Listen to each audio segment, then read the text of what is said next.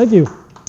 As the title suggests here, I'll be providing an overview of environmental criticism as a recent theoretical development. Unlike Skip's presentation a few weeks ago, which provided a more focused treatment of Marxist theory and the history of ideology, I'm cutting a much wider swath here. I probably could have included the kitchen sink in the title. We're going to be covering a very large range. So this is going to be much more kind of survey-esque, okay, in this presentation. So quite a bit different than some of the other things that we've listened to over the course of the semester. Just a quick note on some of the terminology. I use here environmental criticism. This particular term is really synonymous with things like green studies, ecocriticism, literary ecology. Again, they're used synonymously. There are distinctions between them, but for the purposes of this presentation, I'll be kind of moving between environmental criticism and ecocriticism to account for the range of critical approaches and histories which examine texts about the natural world and our relation to it. So I want to begin by referencing the experiences of two prominent writers and literary scholars, which help contextualize the relative recent rise of ecocriticism. The first is Joseph Wood Crouch, who is a professor of literature at Columbia, and who relocated to the Sonoran Desert outside of Tucson, Arizona, for health reasons in 1952. There he began a close study of his surroundings, publishing his observations and becoming a prominent voice in the mid-20th century for a more ecologically sensitive vision. Bothered by the lack of interest in the natural world, especially among his colleagues, he is quoted to having said in 1956, "There are many courses in the nature poets in American colleges, but nature is usually left out of them." A contemporary of Crouch was Norman Maclean, author of A River Runs Through It, made famous by the likes of Robert Redford's film and Brad Pitt. And I'll just leave this here. You can all admire Brad Pitt holding this huge fish. It is said that while Maclean was searching for a publisher for his manuscript about fly fishing, he found a number of editors unwilling to put it into print because it had too many trees in it. In light of these comments, many critics have argued that while race, gender, and class have all become integral components of literary criticism, quote, "The voice longest neglected has been that of our physical environment, the voice of nature, which cannot speak through conventional means," close quote. In many ways, ecocriticism has attempted to provide this underrepresented entity a voice, just as Marxist and feminist critics have sought to recuperate the voices of lower classes and women. Like these other critical fields, ecocriticism shares a strong political commitment for change. Yet while race, gender, and class have become integral components to literary criticism, nature has only recently been considered as a viable category of critique, even though it too was primarily a focus of the American counterculture of the 1960s and 70s. Despite the fact that scores of eco-critical anthologies exist today, and the British eco-critic Greg Gerard has pointed out that between 2006 and 2012, 53 anthologies were published, overviews of eco-criticism continue to be absent from such collections as the Norton and Bedford anthologies of literary theory and criticism. Thus, despite the proliferation of this lens, it's basically the new kid on the block, as it were. So what is eco-criticism? In its simplest form, eco-criticism is the study of the relationship between literature and the physical environment, and that's defined by Cheryl Glattfelty here, who was the co-editor of the Eco-Criticism Reader, which is one of the first texts to flesh out this field. However, a more complex definition reads, eco-criticism is not just a means of analyzing nature in literature. It implies a move toward a more biocentric worldview, an extension of ethics, a broadening of humans' conception of global community to include non-human life forms and the physical environment. Ecological literary criticism advocates for cultural change by examining how the narrowness of our culture's assumptions about the natural world has limited our ability to envision an ecologically sustainable human society. At the core of eco-criticism is the reorientation of perspective from an anthropocentric to a more biocentric, earth-friendly glance at the relationship between humans and the physical world. Ultimately, much eco-critical practice suggests that literature, simply put, can play a role in saving the world from environmental catastrophe. There is a strong activist component to much eco-criticism, particularly in more recent years, and this has to do with the origins of the field and the reactions to it. So what I want to do now at this point is kind of turn to the roots of the movement and provide a historical overview there. Although there is no exact date when ecocriticism was born on the literary scene, two primary trends or events shaped its development in the latter half of the 20th century. The first of these, which most scholars acknowledge, draws on the social upheavals, again, of the 1960s and 70s, that challenged traditional perspectives on race, gender, and the environment. During this period, a number of writers published works that had a profound impact on how the nation and the academic profession envision nature. Perhaps the most influential of these texts in terms of its ability to sway public perception and inspire those within the humanities to consider how literature and environment interact is Rachel Carson's Silent Spring from 1962. Her famous first chapter, A Fable for Tomorrow, depicts a town in middle America that is the essence of pastoral beauty. And here's Rachel Carson in her book. The town lay in the midst of a checkerboard of prosperous farms, with fields of grain and hillsides of orchards, where in the spring white clouds of bloom drifted above the green fields. In autumn, oak and maple and birch set up a blaze of color that flamed and flickered across a backdrop of pines. The foxes barked in the hills, and deer silently crossed the fields, half hidden in the mists of the fall mornings.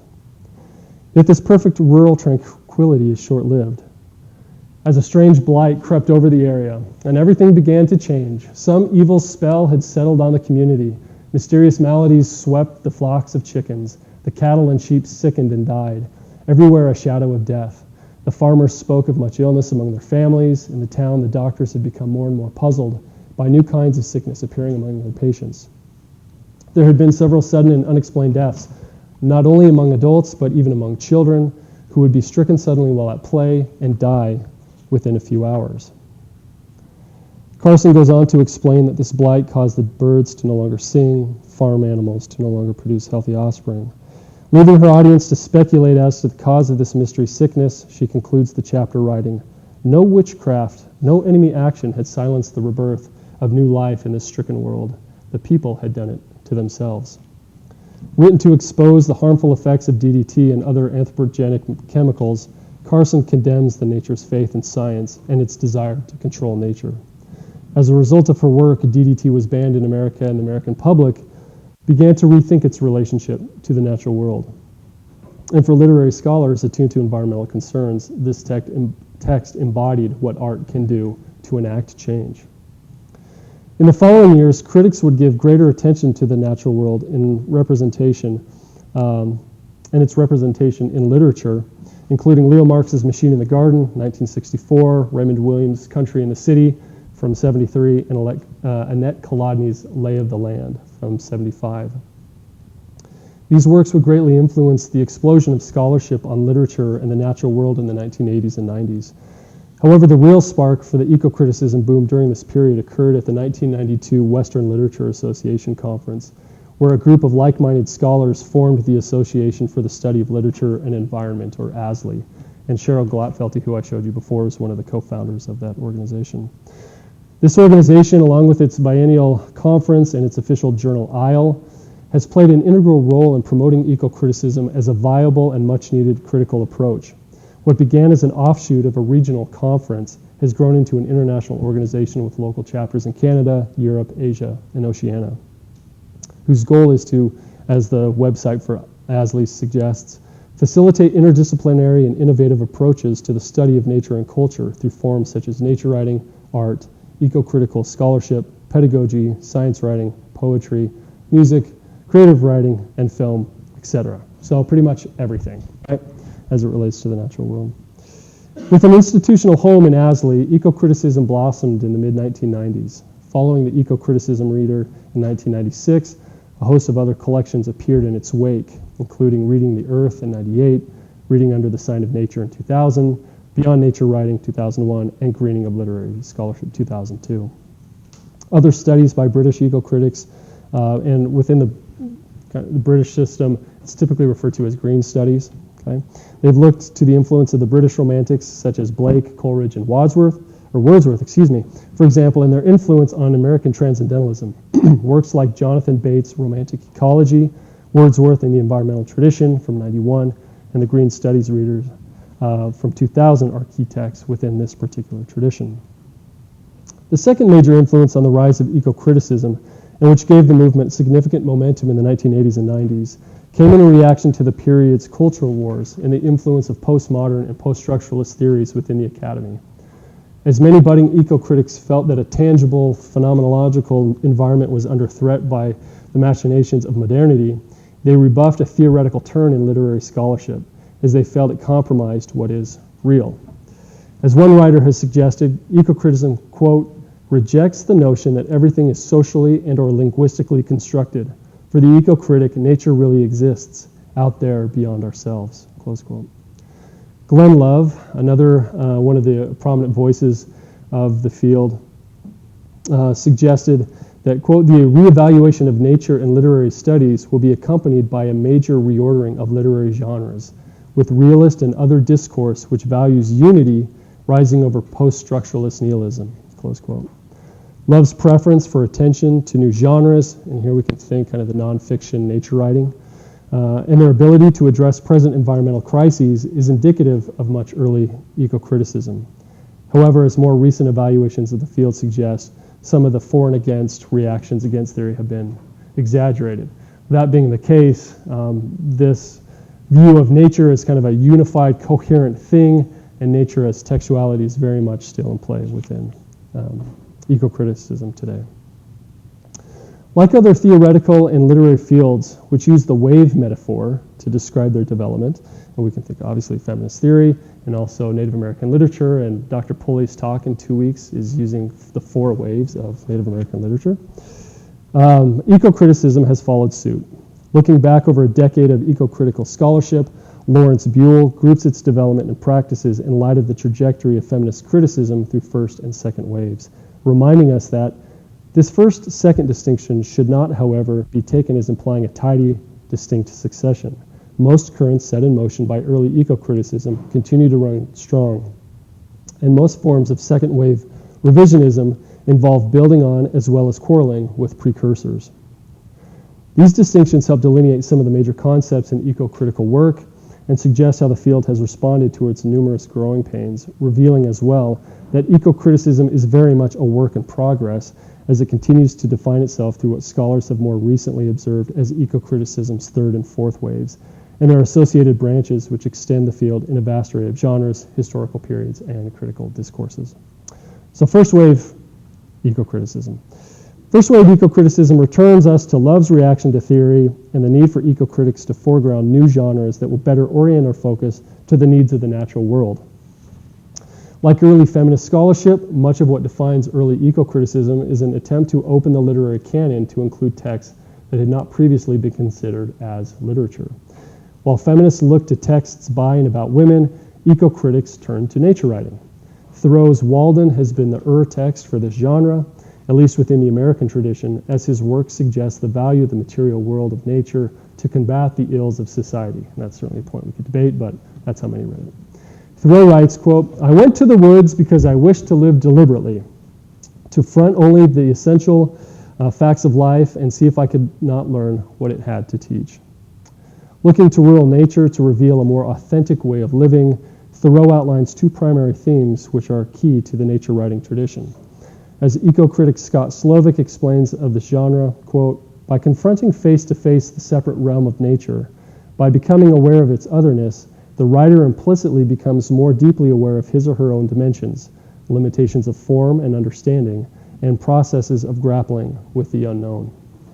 Writers like John Muir, Aldo Leopold, Annie Dillard, Barry Lopez, Ann Zwinger, Wendell Berry, Edward Abbey, and Terry Tempest Williams are just a few of the many nature writers, and I'm obviously focusing on the American tradition here, over the last century and a half, who have sought enlightenment in the American landscape, just as Thoreau had done in the 1840s. A prime example of this enlightenment and self-reflection is evident in Leopold's essay, Thinking Like a Mountain, from his most well-known work, A Sand County Almanac, from 1949. Leopold was a forester in New Mexico in the 1920s and writes of an experience while hunting in the southern part of the state during a time when exterminating predators was sound practice. Having shot a wolf with the intent to increase local deer populations, he writes, we reached the old wolf in time to watch a fierce green fire dying in her eyes. I realized then, and have known ever since, that there was something new to me in those eyes, something known only to her and to the mountain. I was young then and full of trigger itch. I thought that because fewer wolves meant more deer, that no wolves would mean a hunter's paradise. But after seeing the green fire die, I sensed that neither the wolf nor the mountain agreed with such a view. The cowman who cleans his range of wolves does not realize that he is taking over the wolf's job of trimming the herd to fit the range. He has not learned to think like a mountain. This intimate encounter between Leopold and the wolf cultivates a new awareness about nature. Yet at the same time, it works to shift the reader's sympathies toward nature. Peering deep into the eyes of the wolf, Leopold is filled with a sense of humility and reverence for the natural world, the wild otherness of the wolf, and the timelessness of the mountain. Recognizing that his own beliefs about nature are limited by his inability to see through the eyes of this animal, this experience raises ethical questions about our perception of nature and advocates for a shift in behavior. The Meditations of the Nature Writer, as a way to evoke what Buell calls a vision corrective, have an important connection to place, one of the key terms of eco-critical practice. Much nature writing is preoccupied with establishing a sense of place, an awareness of one's home ground, which assumes that the greater awareness of one's surroundings will lead to more ethical behavior toward it. Not surprisingly, and because of the interest in the real, more authentic natures, early eco-criticism tended to privilege nature writing tended to privilege more rural and wild spaces over urban ones, thereby further entrenching the nature-culture divide. Since Thoreau wrote, "In wildness is the preservation of the world," it must be true, right? Or that's at least what many people thought, certainly many of the early eco-critics. Thus, the representations of Muir's Sierra Nevadas, Lopez's Arctic, or Williams's Colorado Plateau have been favorites for many eco-critics. This privileging of specific genres, locales, and authors is of course problematic, and eco-criticism's second wave, which Buell describes, quote, as newer revisionist wave or waves, challenges and complicates these areas. The revisionist approaches came foremost by embracing theory and the textuality of nature as skeptics of first wave eco-criticism and its kind of the hold your hands around the campfire, sing kumbaya kind of nature worship that some of them were criticized of doing. Demonstrated that nature is no unified, coherent term. For as Raymond Williams has argued, nature is perhaps the most complex word in the English language. Therefore, the hallowed grounds of the pastoral and wilderness soon came under fire as literary critics and environmental historians, among others, showed, as William Cronin did in his landmark 1996 essay, The Trouble with Wilderness, that our notions of nature are ideological constructs. While writers such as Terry Tempest Williams argue on behalf of Utah wilderness designation, stating, wilderness is not a belief, it is a place, Cronin suggests that wilderness is no more than a human creation, and that idealizing a distant wilderness too often means not idealizing the environment in which we actually live, the landscape that, for better or worse, we call home. Such critiques encouraged critics to problematize how wilderness and other landscapes are represented and how urban industrial places are just as much a part of the environment as more rural, uninhabited locales. Other critiques emerging during the second wave address not only these prevalent themes of first wave eco-criticism, but also the practice of eco-criticism itself. Dana Phillips's The Truth of Ecology from 2003, Michael Cohen's 2004 article Blues in the Green, and Timothy Morton's Ecology Without Nature from 2008 offer harsh responses to eco-criticism, which eschewed theory and embraced nature writing. Central to Phillips's argument is the, quote, ritual invocation of the moment of epiphany, close quote, evident in many eco-critical writings, wherein the critic comes to the realization that nature is good and culture is bad, or at least not as good as nature. Holding up examples from key scholars in the field, such as Lawrence Buell's The Environmental Imagination, Phillips questions the critic's relationship to mimesis and belief that the textual representations of nature they analyze are somehow authentic, accurate, and really suggest what is out there. Phillips writes, I think that asserting that the text somehow contains the world or some selected portion of it is a move that tends to efface the world, portion and all, albeit only imaginatively and not really. I can see no reason why the eco-critic should be filled with a burning desire to save the text before the world. Texts are disposable, whereas the world is not. And I can see every reason why the eco-critic needs to have a perspicuous sense of the difference between words and things, if only to keep from bumping into the latter unexpectedly. To approach either text or world without a sense of this difference is to attempt the view through the looking glass, and we all know what you are going to see when you look or when you attempt that view. That is, why the eco-critic's epiphany is more self-revelatory than revelatory of the world that is, of words and things. This faith, again, in a unified, coherent view of nature is what similarly bothers Morton. While his critique is meant to make eco-criticism more useful and relevant to addressing environmental issues, he too chastises traditional eco-critical scholarship, arguing that it is an environmental art guilty of replicating the kind of discourse it seeks to analyze. His notion of ecology without nature, and that's the name of, again, his book from 2008, considers the aesthetic formation of nature in our literature, particularly romantic literature, and offers a method of eco-critique, which exploits the differences between image and object through close readings of high and low art. In sum, Morton's project challenges the romantic view of nature to move past its ideology and to more deeply theorize the field so that eco-criticism does not, as he suggests, use the aesthetic as an anesthetic to dull the pain caused by environmental crisis, but to more forcefully address it head on. Just as second-wave eco-criticism complicates our understanding of nature, it also seeks to expand the range of voices who write about nature. In critiquing wilderness in the pastoral, second-wave eco-criticism exposes the exclusionary and privileged discourses and practices to which they refer. Noting how class, gender, and race play a major role in one's ability to explore and even desire wilderness, critics such as Evelyn White and Lewis Owens challenge the wilderness trope as a panacea to society's ills. For White, an African-American author, nature is a thing to fear, as it reminds her of where her ancestors were, quote, taunted, attacked, raped, maybe even murdered because of the color of their skin, close quote. While for Owens, a member of the Choctaw and Cherokee tribes, quote, a few square miles of something called wilderness will become the sign of failure everywhere, close quote. As federal designation cordons off ancestral lands and further separates people from the nature of everyday experience. These reevaluations of how nature is represented are indicative of ecofeminist and environmental justice approaches that provide further reassessment of the claims and practices evident in first-wave eco-criticism. Ecofeminism is a field all its own, and there's a long genealogy there, but just some of the important figures that have had an impact on eco-criticism include, again, Annette Kolodny, Carolyn Merchant, and the Australian critic Val Plumwood. Consider for a moment Kolodny's Lay of the Land, which challenges the feminine metaphors that have circulated throughout American culture and before its exploration by Europeans up to today. She considers this view as, quote, probably America's oldest and most cherished fantasy, a daily reality of harmony between man and nature based on experience of the land as essentially feminine.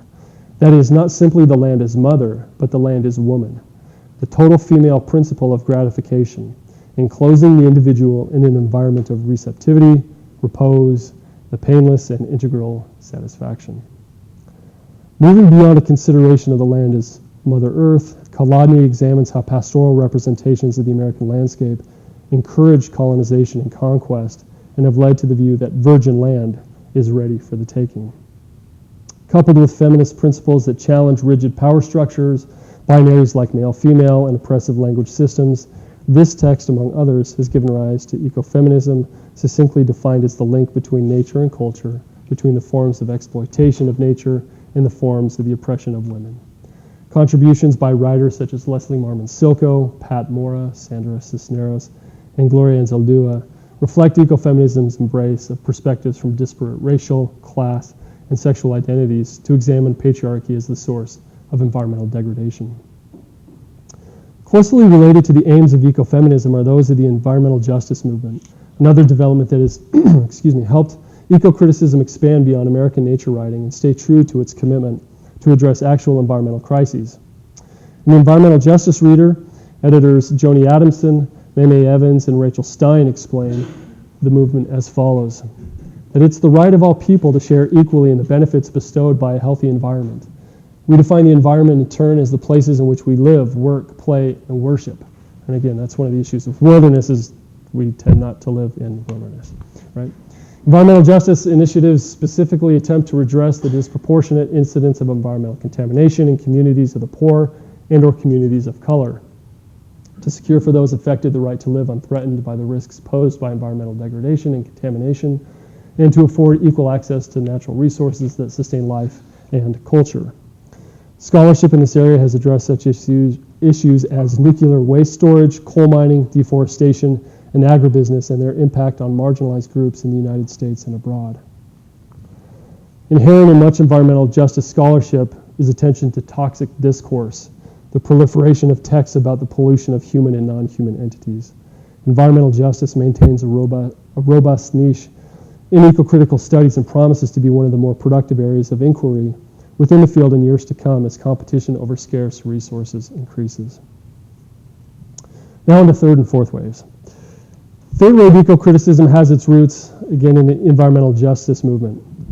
This third wave is what Buell anticipated when he spoke of newer revisionist wave or waves, and what Glotfelty expressed all the way back in 1996 when she expected ecocriticism to eventually, quote, become ever more interdisciplinary, multicultural, and international, close quote. Critics define the third wave as one which, quote, recognizes ethnic and national peculiarities and yet transcends ethnic and national boundaries and explores all facets of human experience from an environmental viewpoint, close quote. Thus, as the second wave is generally preoccupied with revisionist approaches to the American nature writing tradition, the third wave takes up questions related to how traditionally marginalized groups, and indeed all groups, regardless of location and other distinctions, again, class, gender, etc., perceive the natural world. Ecocritical scholarship in recent years has become ever more international, not only in the texts examined, but by those performing the analyses. Events like Wangari Maathai's Nobel Peace Prize in 2004 for her work on Africa's forests and women have encouraged fruitful and needed intersections with post-colonial studies evident in such collections as Graham Huggan and Helen Tiffin's Post-Colonial Ecocriticism, Literature, Animals, and Environment. That's from 2010. Globalization has also caused ecocritics to rethink considerations of place and the local, evident in Ursula Heiss's 2008 work, Sense of Place, Sense of Planet, the environmental imagination of the planet. To counter the excessive investment, or what she calls the excessive investment in the local she perceives in American culture, she advocates for an eco-cosmopolitanism, or environmental world citizenship. She explains, it seems to me imperative to reorient current U.S. environmentalist discourse, ecocriticism included, toward a more nuanced understanding of how both the cultural and ecological systems are imbricated in global ones. This argument for an increased emphasis on a sense of planet, a cognitive understanding, and affective attachment to the global should be understood not as a claim that environmentalism should welcome globalization in every form, and there are good reasons to resist some of its dimensions, or as a refusal to acknowledge that appeals to indigenous traditions, local knowledge, or national law are in some cases appropriate or effective strategies. Rather, it is intended as a call to ground any such discourses in a thorough cultural and scientific understanding of the global, that is, an environmentally oriented cosmopolitanism. Key to eco-cosmopolitanism is an awareness of what she calls varieties of environmentalism between nations and cultures, as well as the connectivity that exists between human and non-human entities, or as she further suggests, planetary imagined communities between these various groups. In the last few years, ecocriticism's fourth wave seems to have emerged, one grounded in materialism, or the physicality, the consequentiality of such issues related to natural resource use and contamination, and the day-to-day choices we make which impact the world we live in. Serenelli Jovino and Serpil Opperman note how, quote, the material turn in the humanities is a reaction to the linguistic turn, which, quote, allegedly dematerialized the world into linguistic and social constructions. The new attention paid to matter has, therefore, emphasized the need for revealing or recalling the concreteness of existential fields with regard to both the bodily dimension and to non-binary object-subject relations. So, in a sense, we're even going back to, again, kind of second wave ecocriticism here.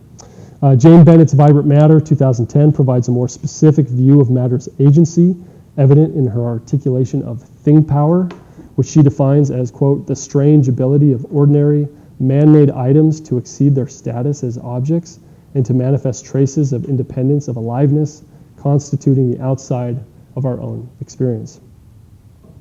To better understand the agency behind such objects, consider her example taken from Robert Sullivan's The Meadowlands. a book she describes as, quote, a late 20th century Thoreauvian travelogue to the New Jersey garbage hills outside Manhattan. Sounds very interesting, right? In this scene, Sullivan describes the trash heap and the life discovered there. The garbage hills are alive. There are billions of microscopic organisms thriving underground in dark, oxygen-free communities. After having ingested the tiniest portion of leftover New Jersey or New York, these cells then exhale huge underground plumes of carbon dioxide and of warm, moist methane, giant stillborn tropical winds that seep through the ground to feed the Meadowlands' fires or creep into the atmosphere, where they eat away at the ozone.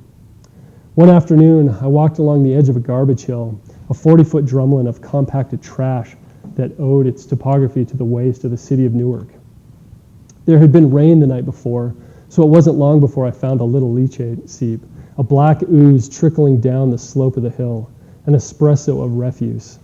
In a few hours, the stream would find its way down into the groundwater of the Meadowlands. It would mingle with toxic streams.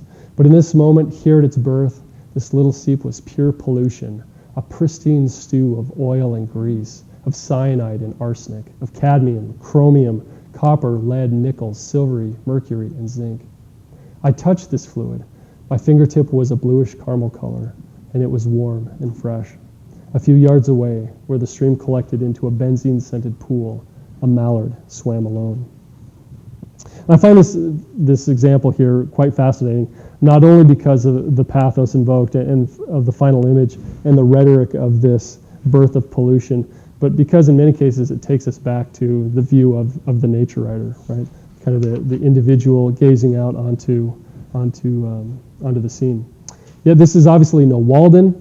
Environmental justice, toxic discourse, and the effects of global markets are all tied up within this passage, and its attention to matter, which will no doubt make its way into the water and the bodies that drink it. Like the previous waves that define ecocriticism, this latest trend extends the field's consideration to an ever greater number of texts and discourses, which define how humans and non-humans shape and are influenced by the natural world. Similarly, this most recent development requires scholarship to become ever more interdisciplinary, as it engages countless genres and perspectives historically overlooked within English departments. Time will tell how this nascent wave will continue to define itself and what new questions it will produce. And at this point, with just some of the few minutes left, I want to move us to some of the branches that I see emerging out of these various waves. And of course, there's many different lines of inquiry, but these are some of the most prominent. One of these is bioregionalism and critical regionalism, which are current approaches which seek to further explore and critique the local. Bioregionalism looks back to the 1960s and the California-based work of Peter Berg and Raymond Dasman, again going back to kind of the countercultural movement in Berkeley, who advocate for socio-political boundaries to align with geographical features while recognizing that all entities, human and non-human alike, are part of the same community. So obviously in the map of the US there, North America, you see not the state boundaries necessarily, but this remapping of geographical, ecological entities like the Great Basin, the plains, the Sonoran Desert, etc. In terms of critical regionalists, they view regions as permeated by mobility and fluidity, networks or movements in and out of place that challenge national identities. So perhaps dialoguing a little bit more with what Heiss is talking about with eco-cosmopolitanism. It draws upon the work by Jameson, Deleuze and Guattari, Appadurai, Soja, and others who reconceptualize our understanding of place within a postmodern and late capitalist world. Emerging out of second and third wave eco-criticism and ecofeminism and environmental justice in particular is queer ecology. This relatively recent mode of inquiry challenges traditional or normative expressions of sexuality and what is natural. Among the many scholars working in this field is Catriona Sandilands, a Canadian scholar whose co-edited collection Queer Ecology, Sex, Nature, Politics, and Desire is one of the foundational texts in the field. She and her co-editor define queer ecology as an ongoing relationship between sex and nature that exists institutionally, discursively, scientifically, spatially, politically, poetically, and ethically. And it is our task to interrogate that relationship in order to arrive at a more nuanced and effective sexual and environmental understanding. Specifically, the task of a queer ecology is to probe the intersections of sex and nature with an eye to developing a sexual politics that more clearly includes considerations of the natural world and its biosocial constitution, and an environmental politics that demonstrates an understanding of the ways in which sexual relations organize and influence both the material world of nature and our perceptions, experiences, and constitutions of that world. Much like the movements from which queer ecology derives, it shares a strong activist component that seeks to disrupt traditional binaries of man-woman, nature-culture, to posit alternative means for addressing environmental issues and social stigmas. The extension of rights along lines of race, gender, and sexuality inherent in second and third wave ecocriticism has prompted scholars to more fully consider the relationship to animals and other non-human entities. And thus we see kind of a strong current of animal studies along with post-humanism, which is very simply, and this is a very, very basic definition here, but that it repositions the human experience on a more egalitarian relationship with, again, non-human entities. So we're not so much humans up here and then nature and everything else exists below us, but we shift from a hierarchical to more of a horizontal orientation. Related to posthumanism and the materialist turn is object-oriented ontology, and its related terms hyperobject and Anthropocene. According to Timothy Morton, one of the key figures in this emerging philosophical movement, OOO, object-oriented ontology, is, quote, committed to a unique form of realism and non-anthropocentric thinking, close quote. One which Ian Bogost, another critic in this field, I'm not sure that's how you pronounce his name, but he explains that he places things at the center of existence, where, quote, nothing has special status, but that everything exists equally. Plumbers, cotton, bonobos, DVD players, and sandstone, for example. Shifting our orientation from humans as the center of being and knowing, this perspective alters the way we think about ecological disasters, such as global warming, the hyperobject Morton examines in his 2013 study of the same name. He defines hyperobjects as, quote, things that are massively distributed in time and space relative to humans, close quote, and which pervade every aspect of our life, our being, our knowledge, our language. Global warming, radiation, and hydrocarbons are all hyperobjects and elements of the Anthropocene, the geologic period shaped by human industrialization, which Morton locates as beginning in 1748, with our deposition of carbon across the Earth's crust as a result of the invention of the steam engine, and exacerbated by the nuclear explosions of the World War II era. These emerging ideas encourage new ways of thinking about and acting in relation to things that are so hard to grasp or experience immediately. So we talk of global warming, right, as it's this huge thing, but I can never necessarily pinpoint exactly where it is and what it is. Right?